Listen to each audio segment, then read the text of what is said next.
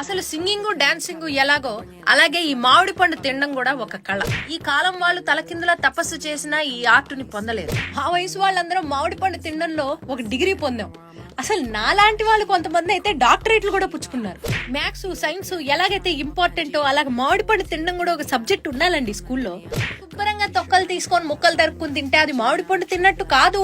ఒక మామిడి పండు తింటే పళ్ళ మధ్యలో ఆ పీచు ఇరుక్కుని చావాలి. మా అమ్మాయిని చూస్తూ ఉంటే నాకు అప్పుడప్పుడు భయం వేస్తూ ఉంటుంది. ఎందుకంటే ఈ తర్వాత తరాల వాళ్ళు టెంక తినడం ఇష్టపడట్లేదండి.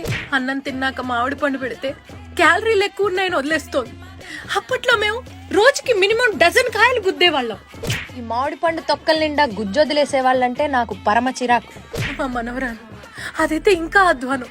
మామిడి పండు ఎదురుకుండానే పెట్టుకుని మాసా తాగుతానంటోంది. ఆ కష్టం పగవాడికి కూడా రాకూడదు. అసలు ఒక టెంక తింటే టెంకకే డౌట్ రావాలి, నేను టెంకనా నిర్మలమ్మ గారి తలకైనా అని. అది ఆర్ట్ అంటే.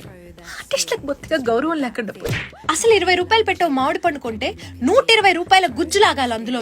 ఒక రసానికి కన్నం పెట్టి తింటే ఆ పండుగ కూడా తెలియకూడదు రసం ఎలా మాయమైందో. ఒక మామిడి పండు తినడానికి రైట్ టైం ఏంటమ్మా అని అడుగుతోంది నా కూతురు.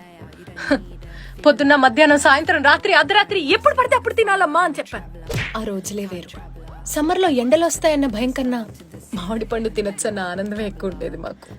బహుశా ఈ కళ మా తరంతోనే అంతరించిపోతుందేమో.